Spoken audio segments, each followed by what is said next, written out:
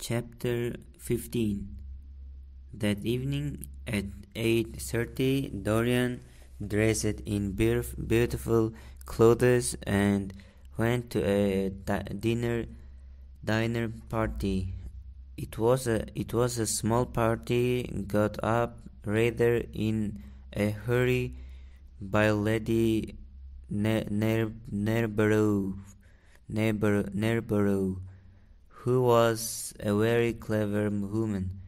Dorian was one of her special favorites, and she always told him that she was very glad she had not met him in early life. I know, my dear, I should have fallen madly in love with you, she used to say. Dorian murmured a graceful compliment and looked round the room. He was rather sorry he had come. He did not enjoy the party and did not want to eat anything. He left the food untasted. What nonsense people talk about happy marriage, explained Lord Henry. A man can be happy with any woman as long as he does not love her. What a cynic you are, cried the old lady. You must come and dine with me soon again. I like men who have a future and women who have a past, he answered.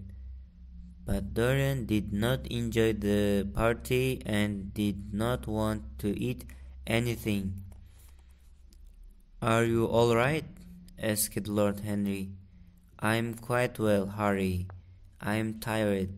That is all.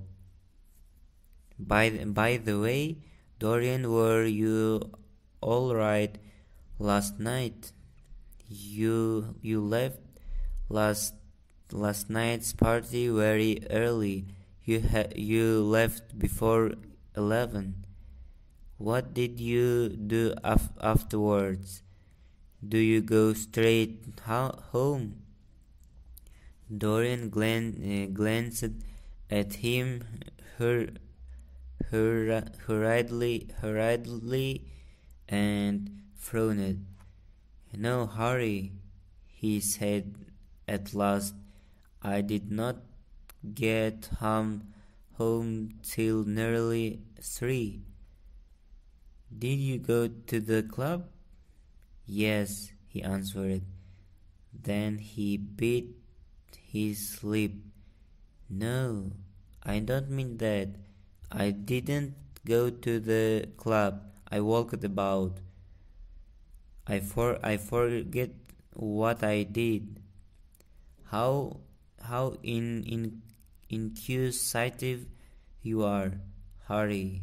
You always want to know what one has been doing.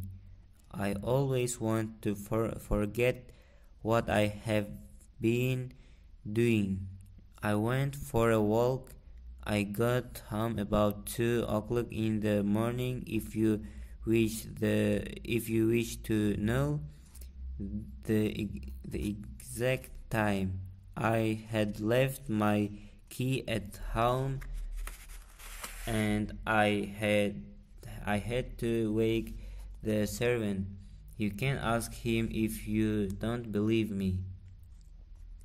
Lord Henry shrugged his shoulders.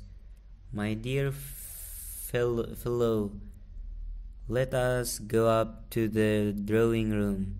Something has happened to you, Dorian. Tell me what it is. You are You are not yourself tonight. Don't mind me, Harry. I'm irritable, and out of temper. I shall see you tomorrow or next day. Make my excuses to Lady Nerborough. I shan't go upstairs. I shall go home. I must go home. All right, Dorian. I dare say I shall see you tomorrow at tea time. I will try to be there, Harry, he said, leaving the room. When Dorian got home, he knew he had to do something terrible. He had to burn Basil's coat and suitcase so that nobody would find out the truth about Basil's death. Though Basil had gone to Paris, nobody expected to see him for 6 months. The coat and suitcase smelled horrible when he burnt them. Dorian felt very unhappy. He wanted to leave the house and forget everything. At midnight, Dorian went out and found a cab. He told the cab driver quietly where he wanted to go. The man shook his head. He looked frightened. It's too far. I can't go there at this time of night, he said. Here is £1 for you, said Dorian, and I will give you another one if you drive fast. All right, sir. We will be there in an hour, said the driver. Then he made the horse pull the cab fast along the streets. The cab went east towards the river Thames. Chapter 16. It was another foggy, dark night in London. The light of street lamps shone through the fog. Cold rain began to fall. Men and women were walking home along the streets. Dorian heard screams and shouts and horrible laughter. Often after midnight, Dorian Grey went to places at the end of Dark Street. There were no windows and no lights on the outside of these places, and only the most frightening kinds of people went there. They served drinks, and there were dark secret rooms where Dorian could go to forget his ugly past.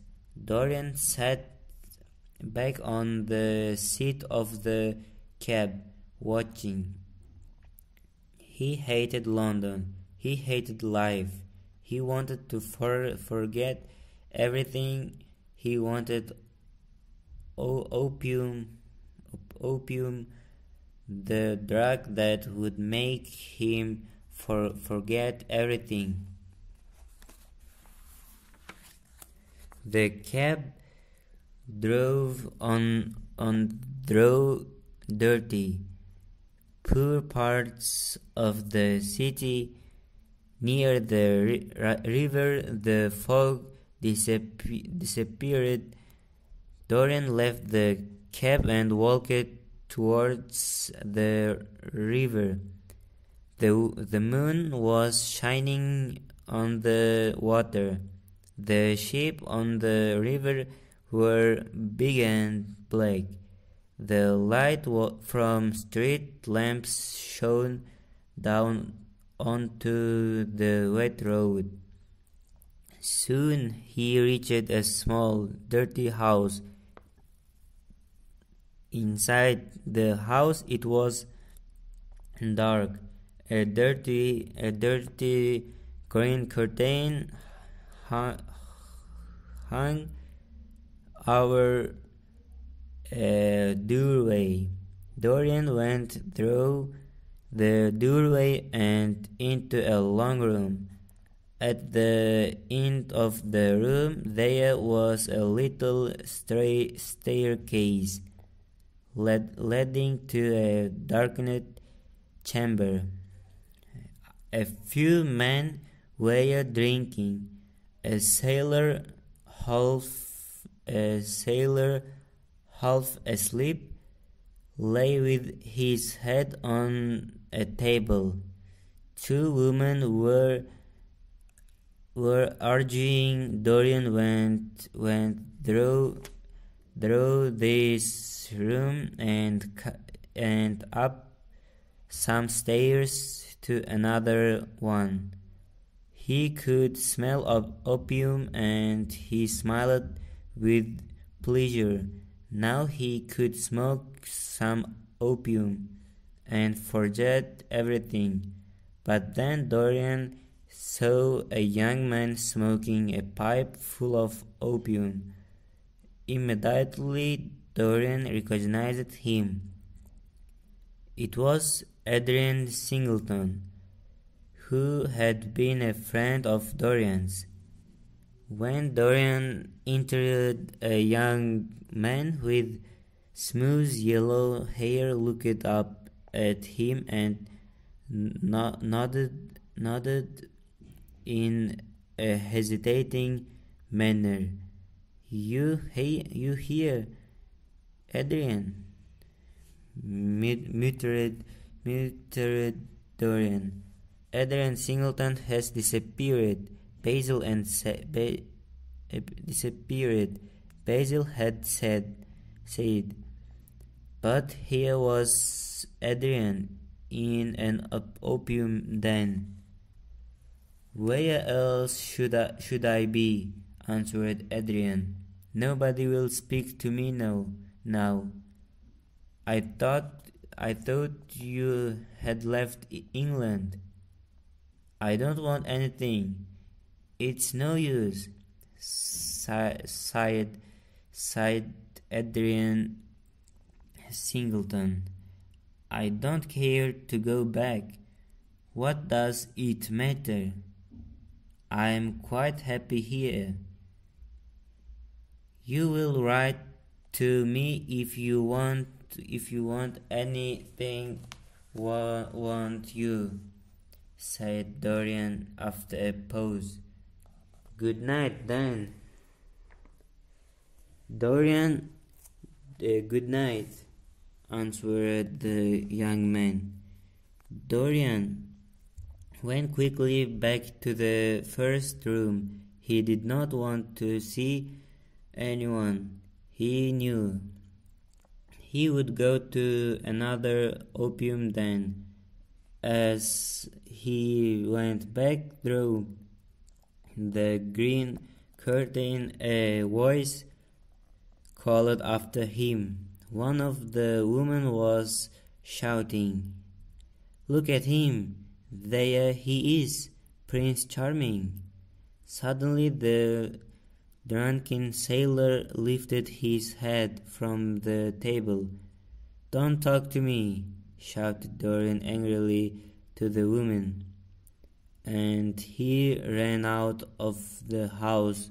Dorian turned a corner into a narrow, dark street.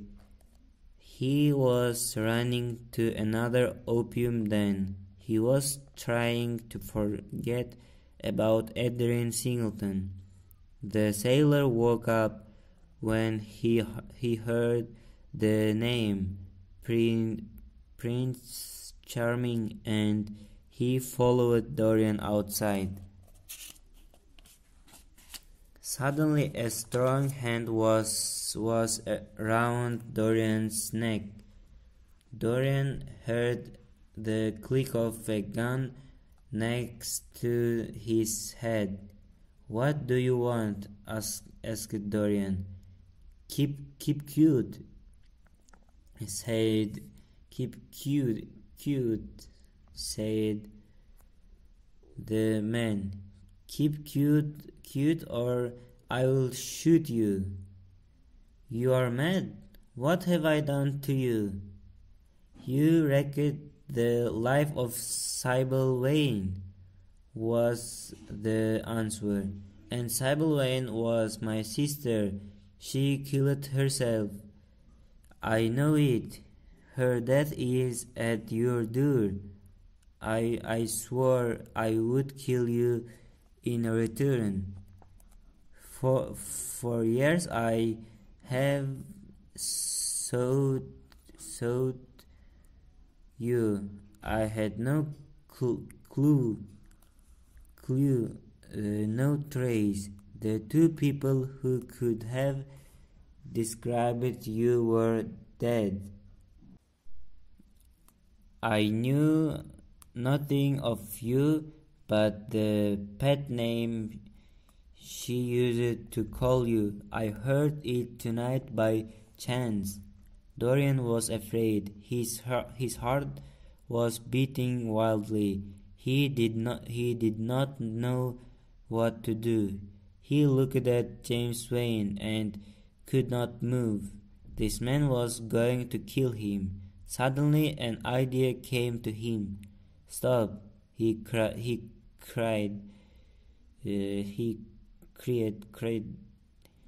How long ago is it since your sister died?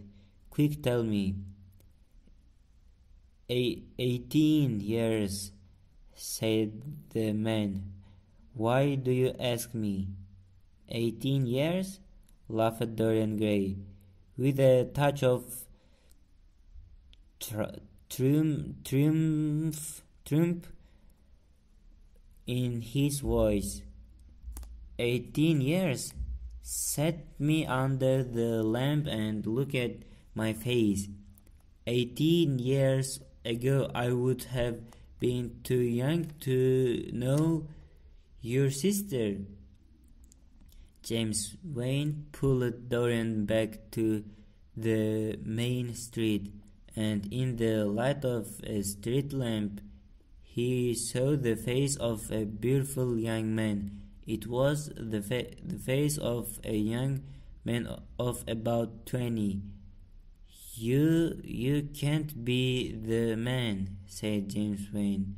"My God, I was going to murder you. I'm very sorry, sir. You must be more careful. Well, you shouldn't go around accusing everyone of murder. I'd go home if I were you, and get some sleep," said Dorian. Then he walked away round the corner and into the darkness.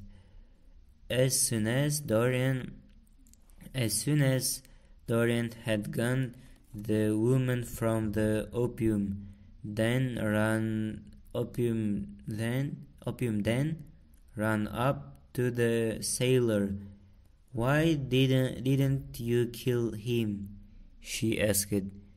"He has lots of money and he's very bad." He's not the man I'm looking for," replied James Wayne. And I want no man's money. I want a man's life. The man whose life I want must be nearly 40 now. This one is little more than a boy. That young man was 20. The woman gave a horrible laugh. 20 him? Prince Charming. I met Prince Charming 18 years ago. He looks the same today as he did then. He never changed. That was him. You are lying? Shouted James Wine. No, said the woman. He was a beautiful young man 18 years ago, and he hasn't changed since then. He is evil, that one. Swear to God that you are not lying. I swear I am not lying, the woman replied. James Wayne believed her. He ran around the corner into the narrow, dark street, but Dorian Grey had disappeared when he looked back. The woman had vanished also. Chapter 17. A week later, Dorian was at his house in the country. Dorian Grey had a country home at Selby Royal, where he had invited several guests so that they could go hunting and enjoy the beautiful countryside. Many people had come to stay with him. They were rich people who enjoyed talking and eating and drinking. Dorian's guests also enjoyed shooting birds and animals. One evening, Dorian has with Lord Henry and another friend, pretty Dutch of Monmouth,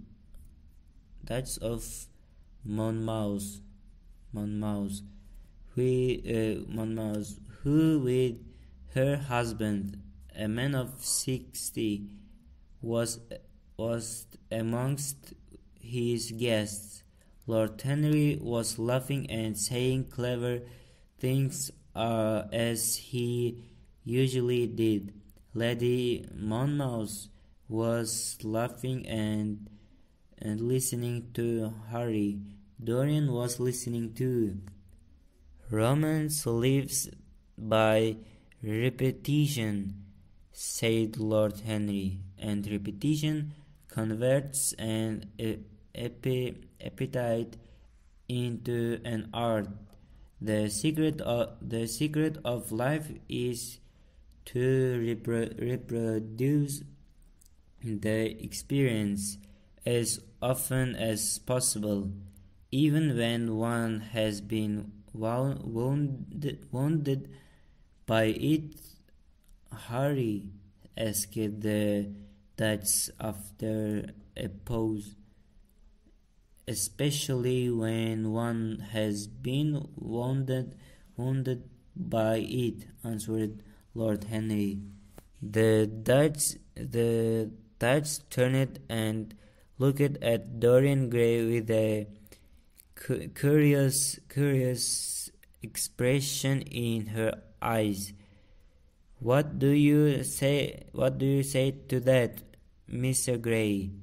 She inquired. And Dorian hesitated for a moment. Then he drew his head back and laughed.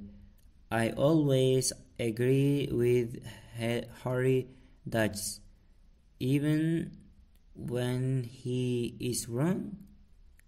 Harry is never wrong, Dutch, and that's his philosophy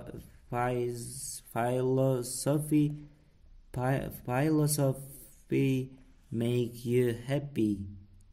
I have never searched for happiness. Who wants happiness? I have searched for pleasure and found it, Mr. Grey. Often, too often. The Dutch sighed. I'm searching for peace, she said. I must leave you now. I want to change my dress before we have dinner. Let me get you some flowers. You can wear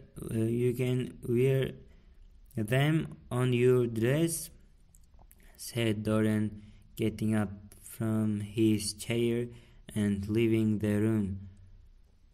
Oh, said Lady Monmouth, I hope he gets me flowers that will look right with the color of my dress. Let's follow him, replied Lord Henry, and you can tell him the color of your dress.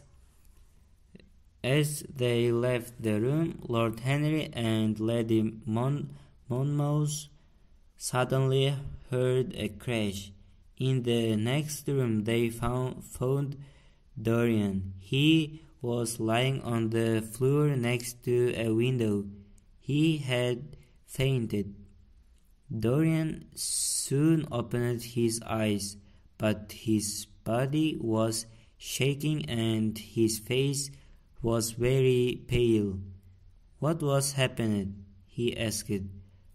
Oh, I remember. I'm safe here. Hurry.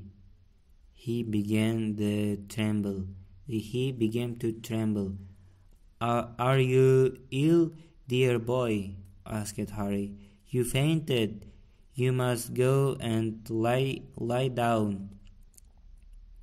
No, said Dorian quickly. I don't want to lie down. I don't want to be alone. So Dorian had dinner with his guests. He talked and laughed with them. He made jokes and told stories, but he was remembering the white face looking at him through the window. It had been the face of James Wayne watching him. Chapter 18. The next day, Dorian did not leave the house and indeed spent most of the time in his own room, sick with a wild terror of dying. He felt ill and he was frightened. He was frightened if he heard a noise or saw a door open. When he closed his eyes, he saw again the sailor's face, and horror laid its hand upon his heart. He remembered Sybil Vane. He remembered the murder of Basil. He remembered the face at the window. Dorian lay in bed, but he did not sleep. During the day, Lord Henry went into Dorian's room and found Dorian crying. For 2 days Dorian stayed inside.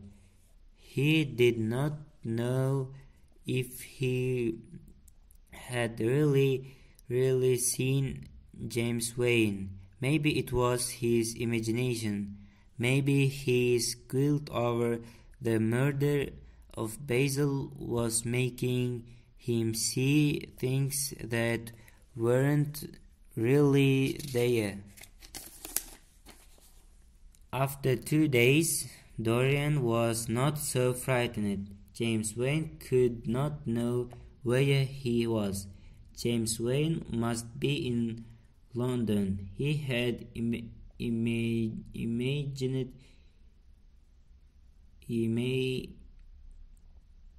imagined James Wayne's face at the window. On the third day, Dorian was feeling better. It was a cold day and the sun was shining. Dorian felt happy as he walked through the woods. Lord Henry and Lady Monmouth walked beside him. The smell of the pine trees and the cold winter air made him feel like being outside with the other hunters. Dorian rode his horse through the forest to a small lake where he saw the Duchess's brother, Sir Geoffrey Closton, emptying his gun. Dorian walked with Geoffrey. Some of his guests were going out to shoot birds, and Dorian decided to go too.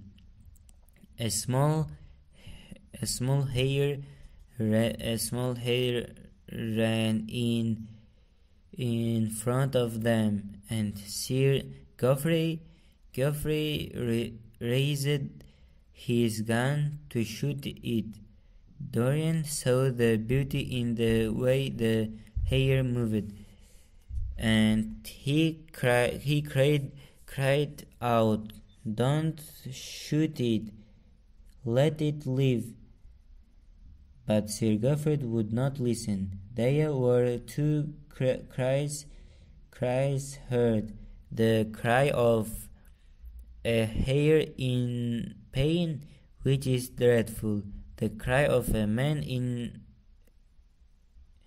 a journey, which is worse. Sir Geoffrey had shot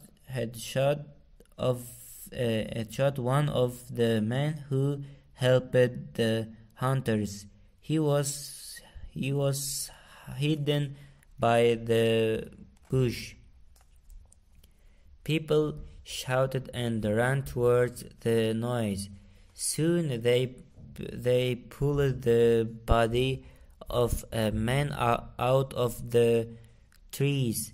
Dorian watched in horror. Lord Henry touched Dorian's arm.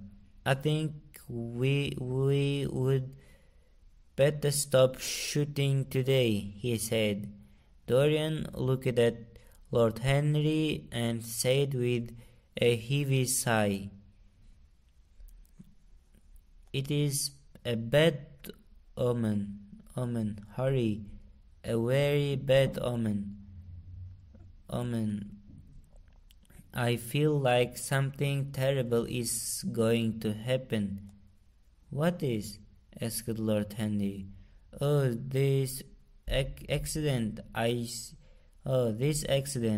I suppose, my dear fellow. It was the man's own fault.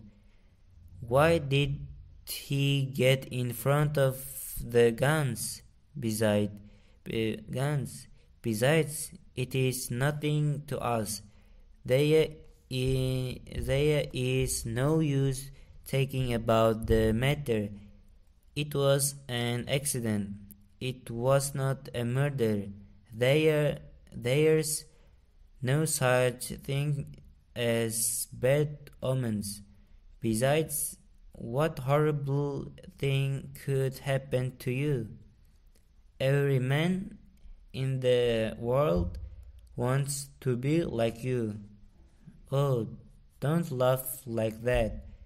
I have no terror of death. It is the coming of it is coming it is the coming of death that terrifies me. Good heavens. Don't you see a man moving behind the trees there, watching me, waiting for me? Lord Henry looked in the direction in which the trembling hand was pointing. Yes, he said, smiling. I see the gardener waiting for you. I suppose he wants to ask you what flowers you wish to have on the table tonight. How absurdly nervous you are, my dear fellow. You must come and see my doctor when we get back to town.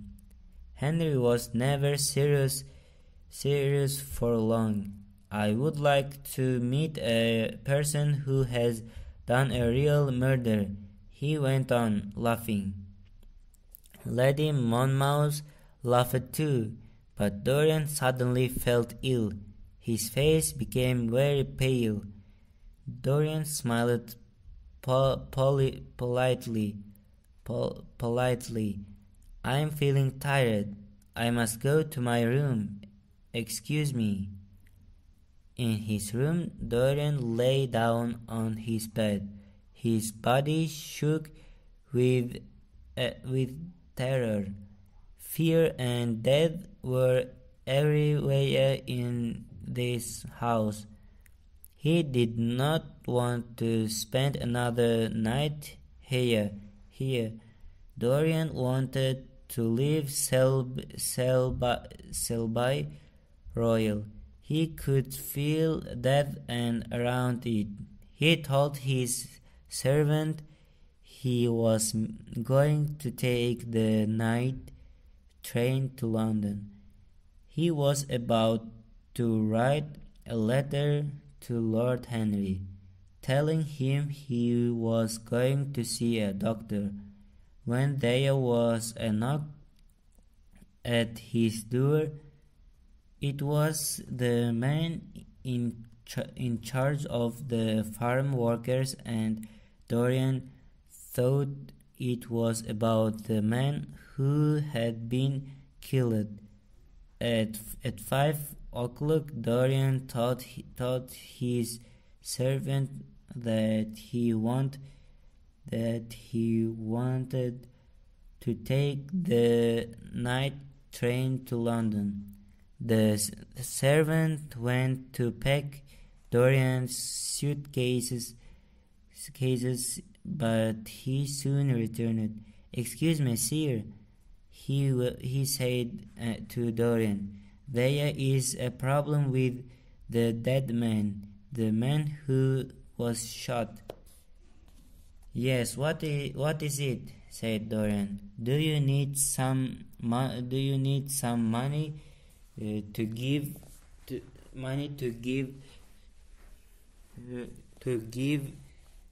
to the man's family? No, sir, we don't know who he is, sir. Don't know who he is, said Dorian. What do you mean? Wasn't he one of your men? No, sir, never saw him before. Seems like a sailor, sir. Dorian's face turned white. The pen dropped from Dorian Gray's hand. A sailor, he cried out. Did you say a sailor? Yes, sir.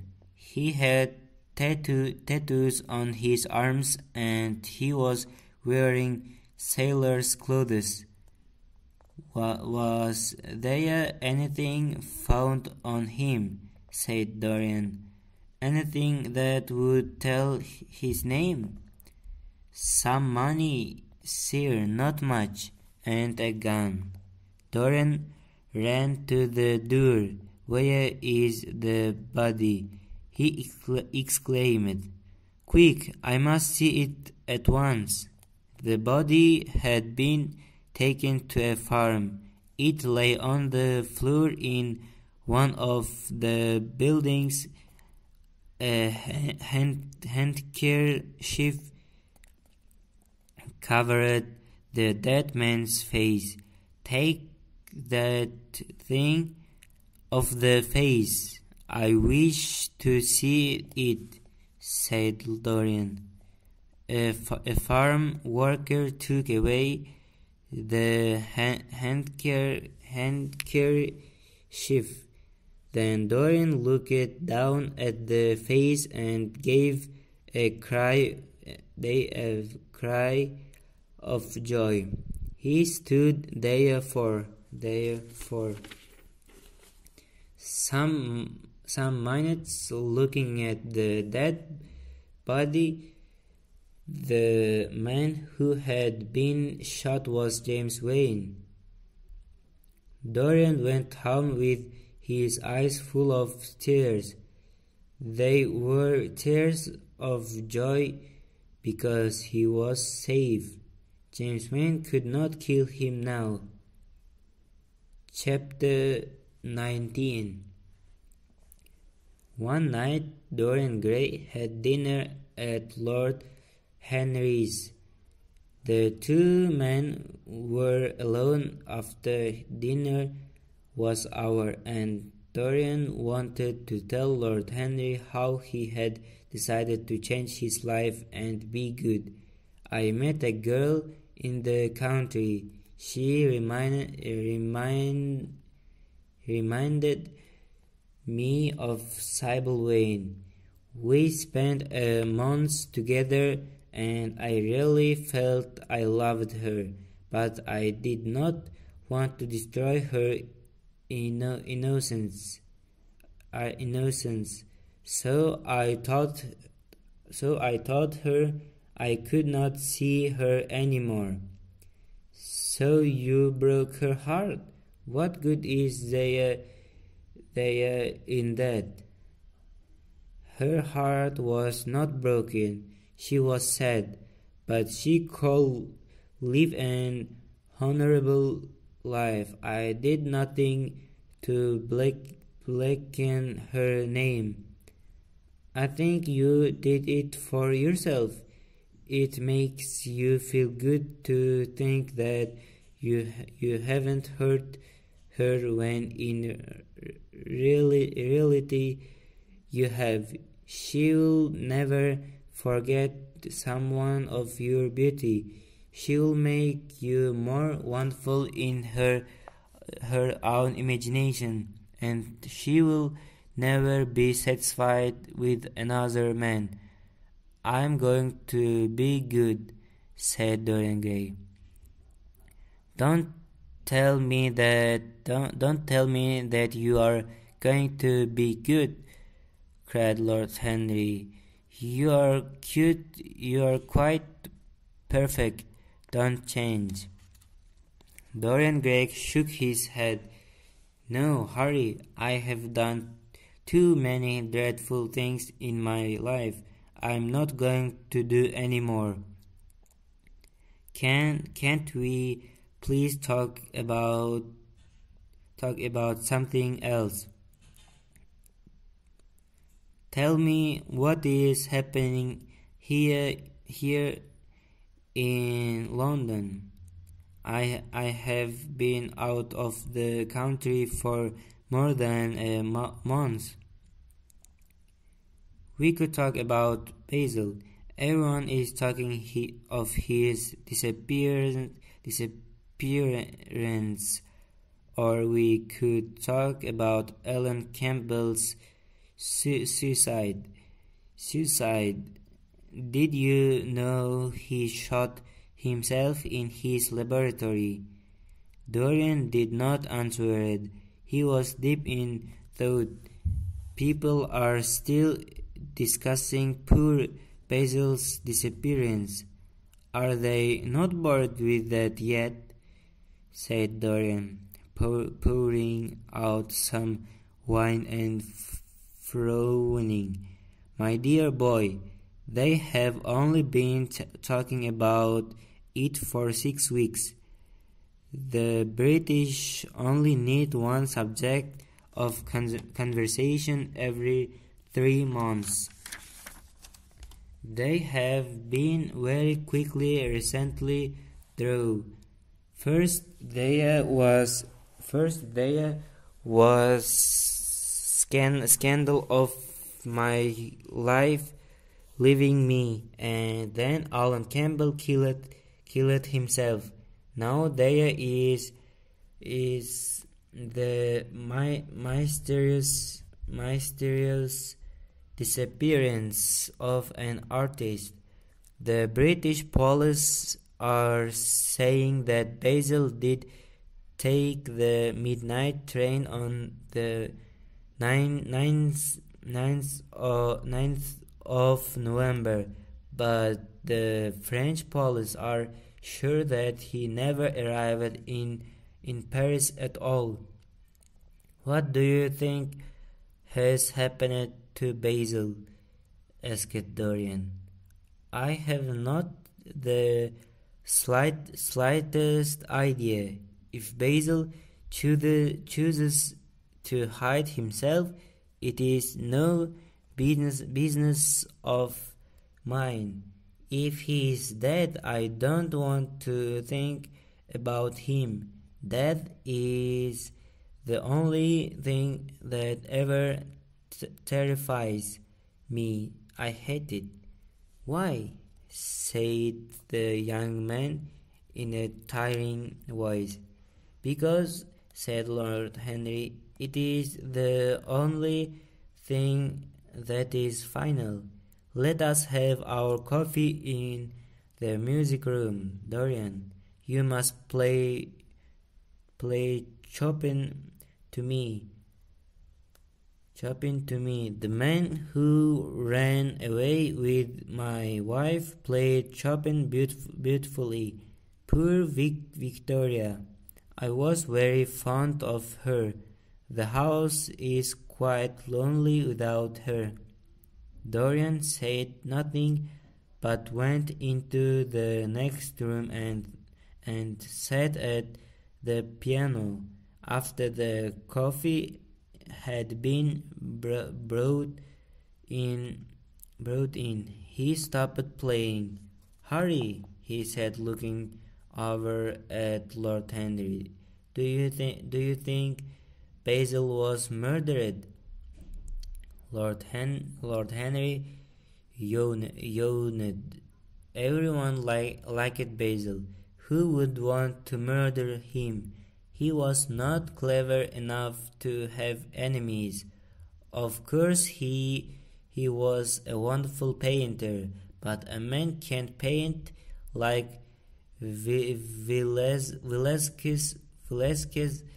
and yet still be rather boring. Basil was really rather boring. The only thing that interested me about him was that he worshipped you. I was very fond of Basil, said Dorian sadly, but don't people say he was murdered?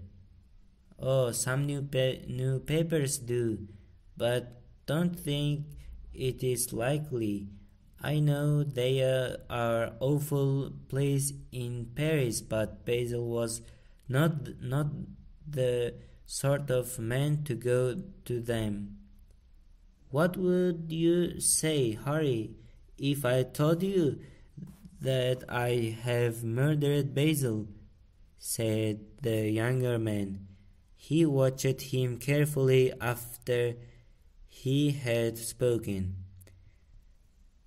I would not believe you, Dorian. You would not murder anyone.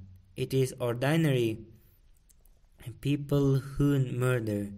It is their way of finding the extraordinary pleasure that art gives us. A way of finding the extraordinary pleasure. Do you think that a man who has murdered could do it again? Don't tell me that.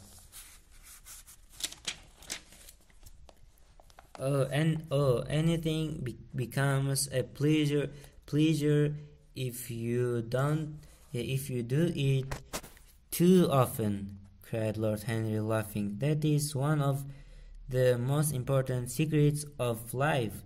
I believe, though, that murder is always a mistake. One should never do anything one cannot talk about after dinner. But let us pass from poor Basil. I wish I could believe that he was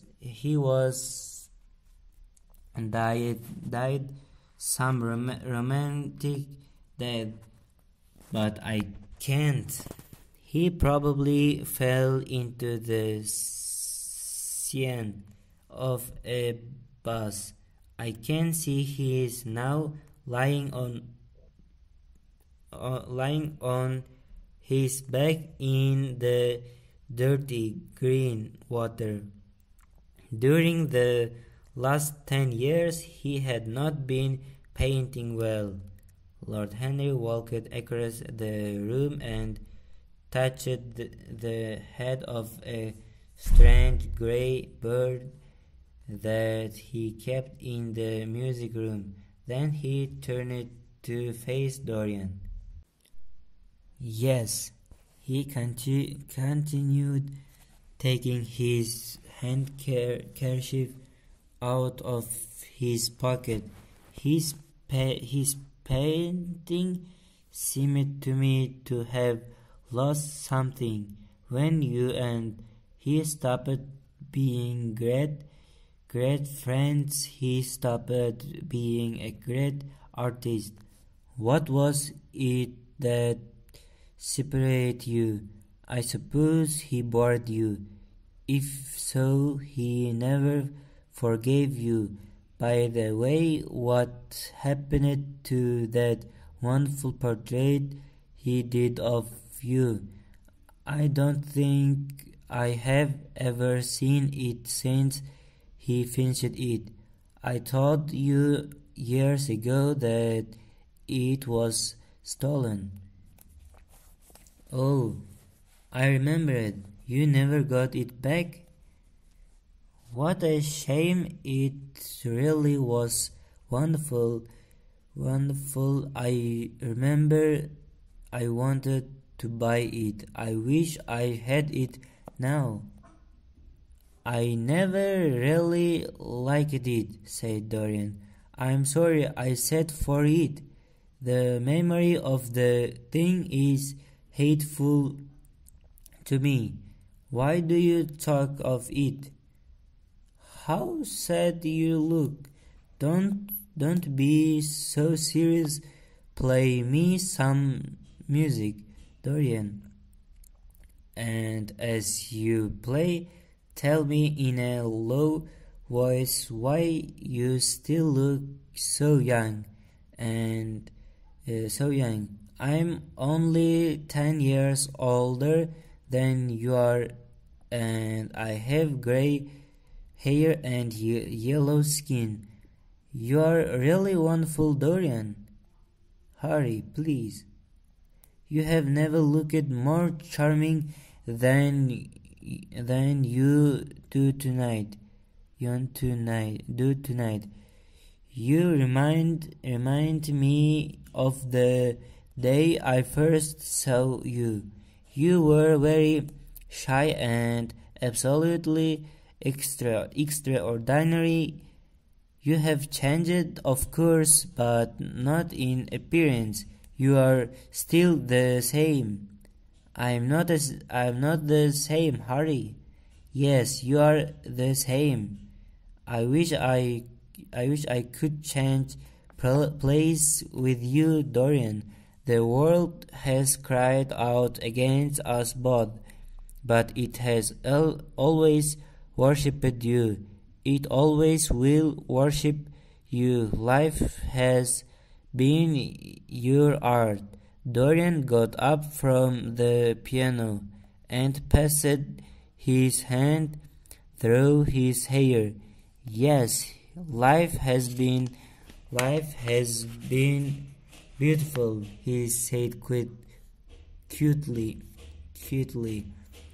But I'm not going to have the same life, Harry, and you must not say these things to me. You don't know everything about me. I think that if you did, even you would turn away from me. You don't laugh. Why have you stopped playing, Dorian? Let us go to the club. It has been a charming evening and we must end it charmingly. There is someone I want to introduce to you, young Lord Poole. Poole. He has already copied your ties and he very much wants to meet you.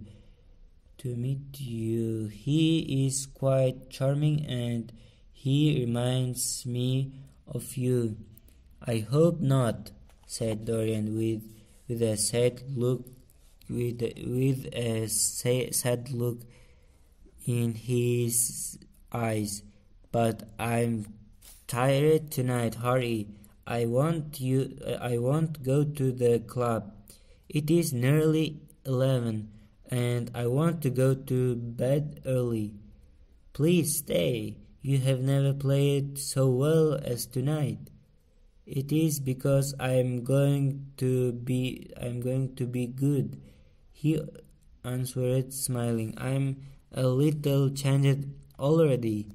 You cannot change to me, Dorian, said Lord Henry. You and I will always be friends. Yet you poisoned me with a book once. I should not forgive that. Harry, promise me that you will never lend that book to anyone. It does harm. Come round tomorrow. We shall go to lunch. Do you really want me to come, Harry? Certainly. The park is quite lovely now.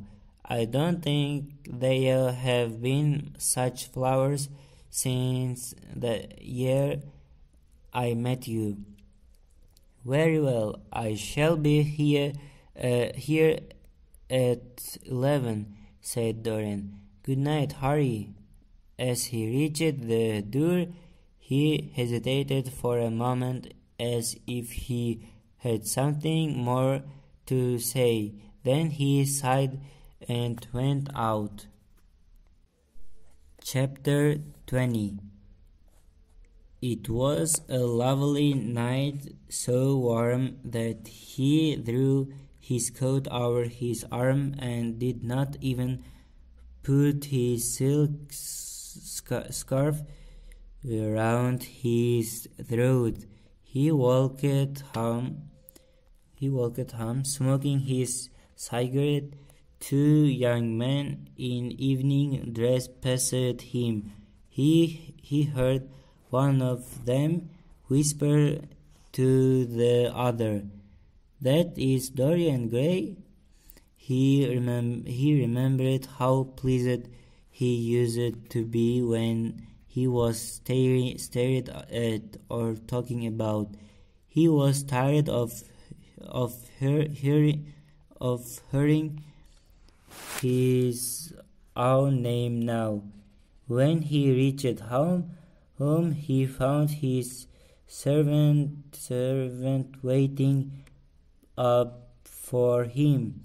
He sent him to bed and threw himself down on the sofa in the library and began to think over some of the things that Lord Henry had said to him. Dorian Grey felt down good.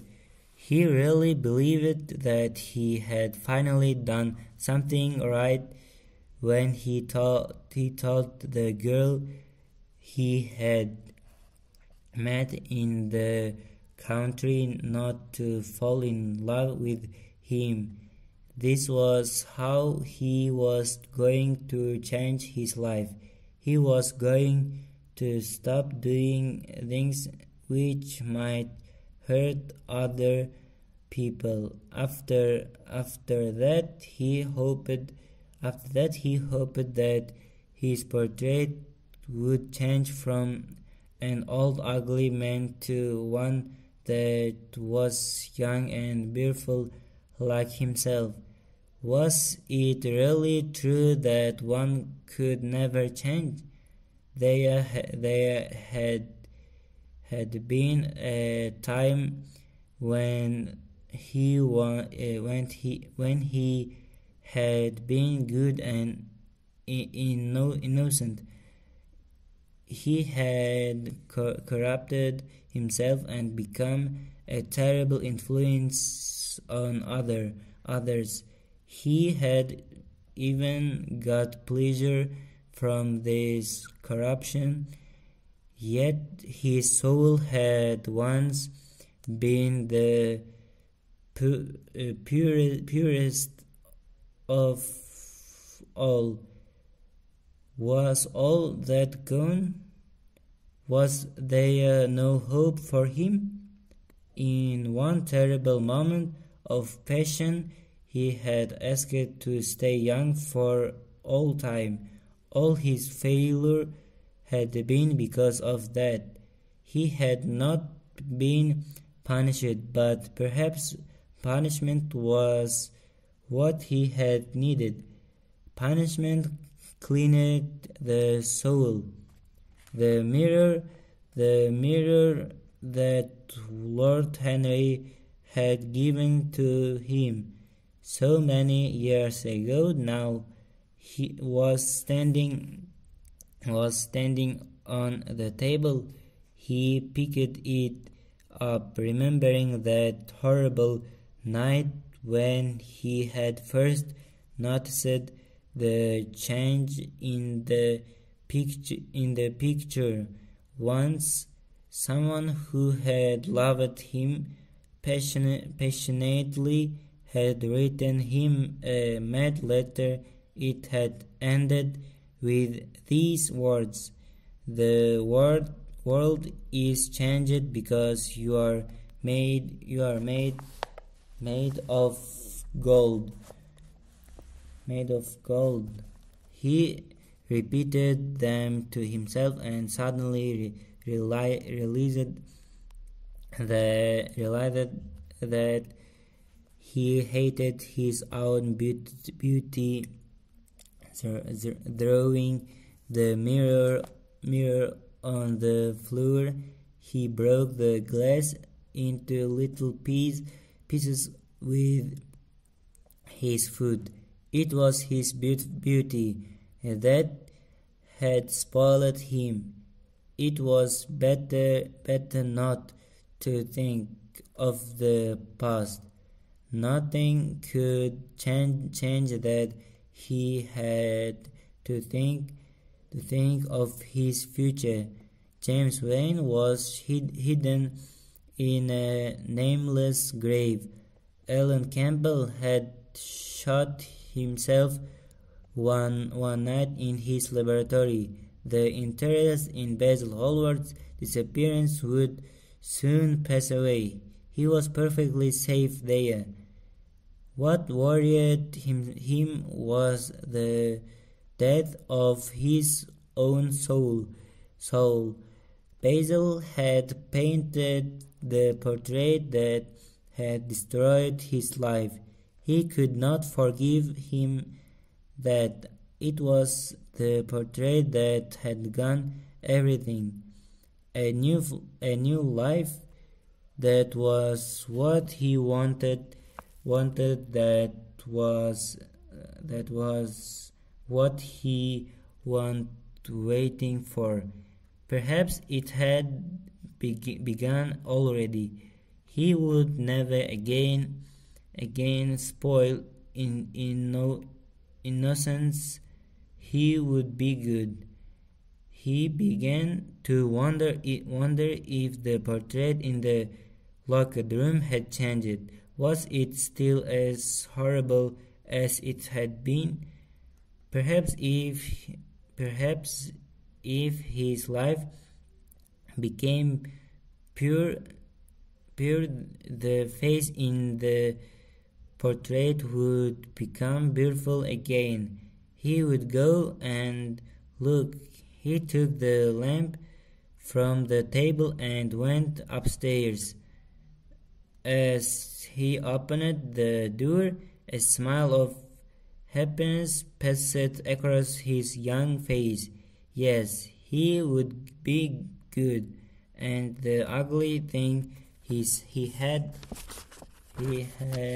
locked away would not frighten him anymore. He felt happier already.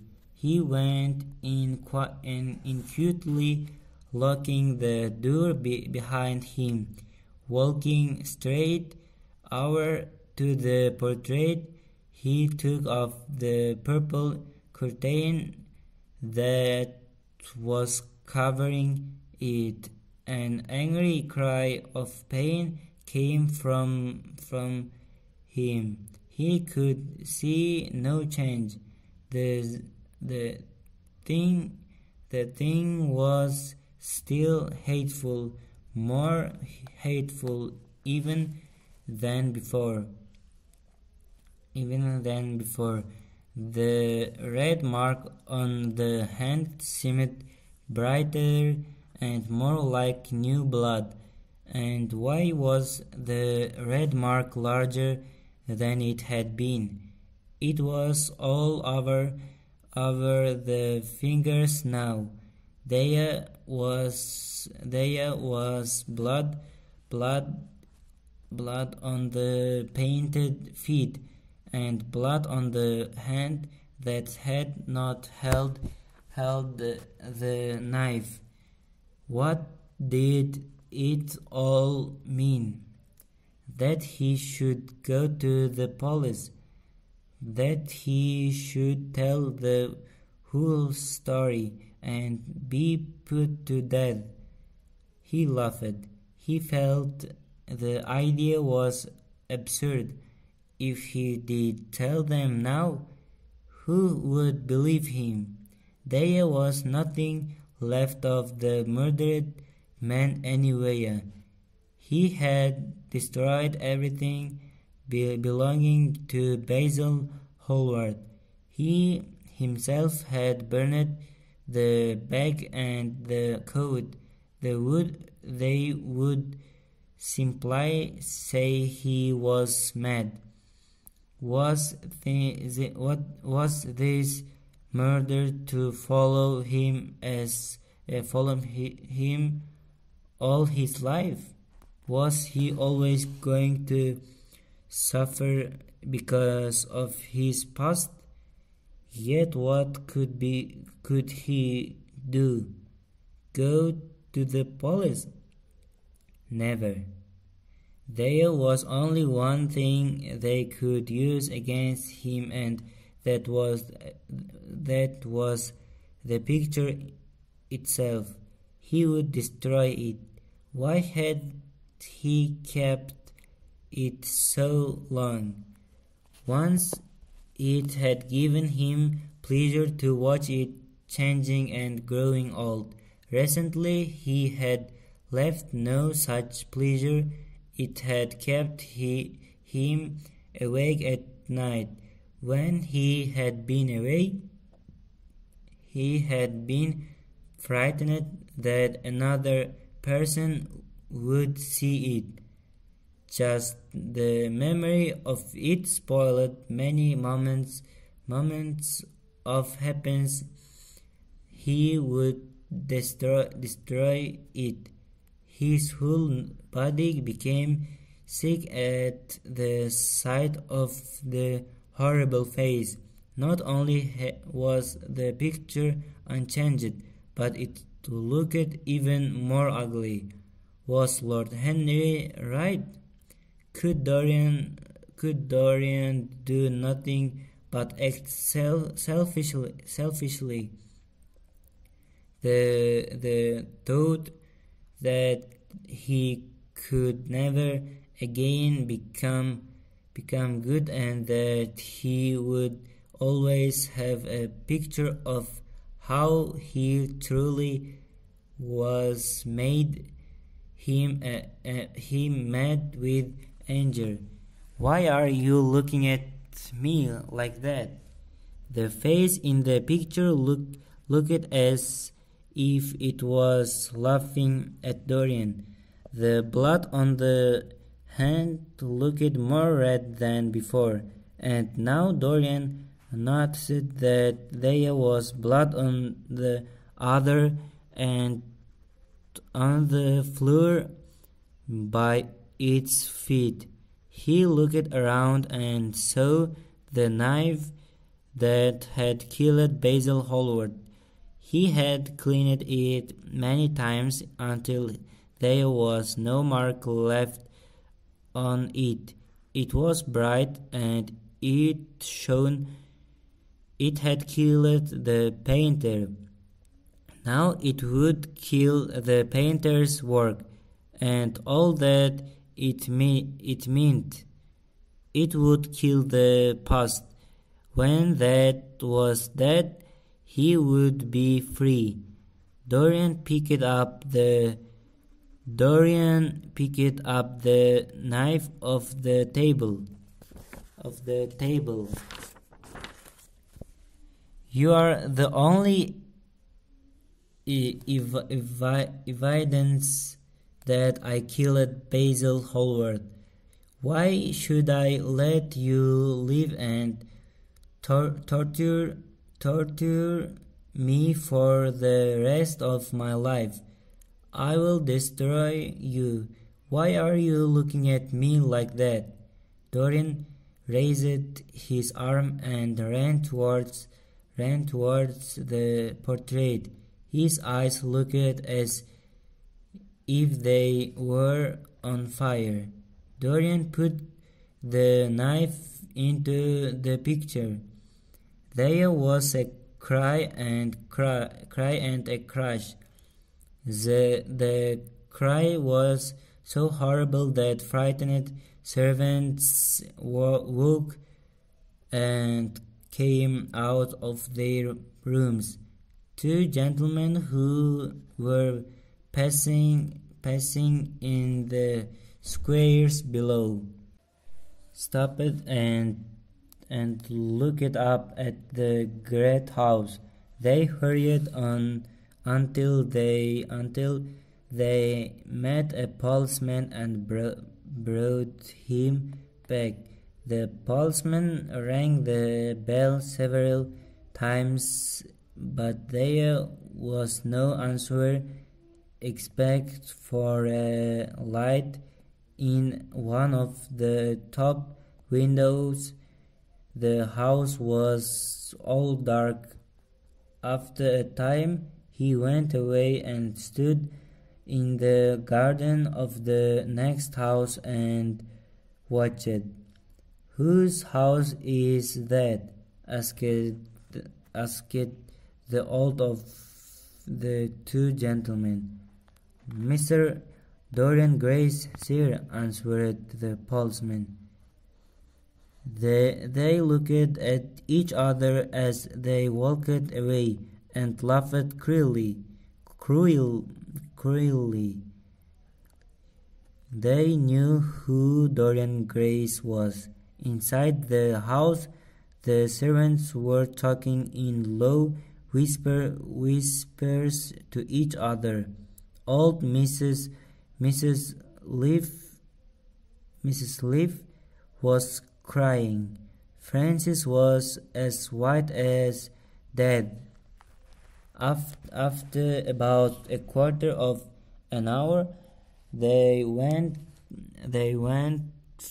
fearfully upstairs.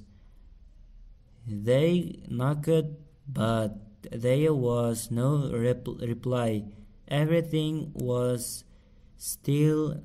They tried the door. It was locked.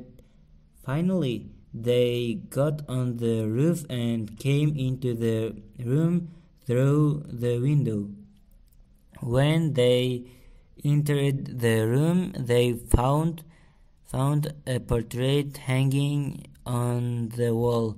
It showed Mr. Dorian Grey as they had last seen him, young and beautiful. Lying on the floor was a dead man in evening dress. He had a knife in his heart.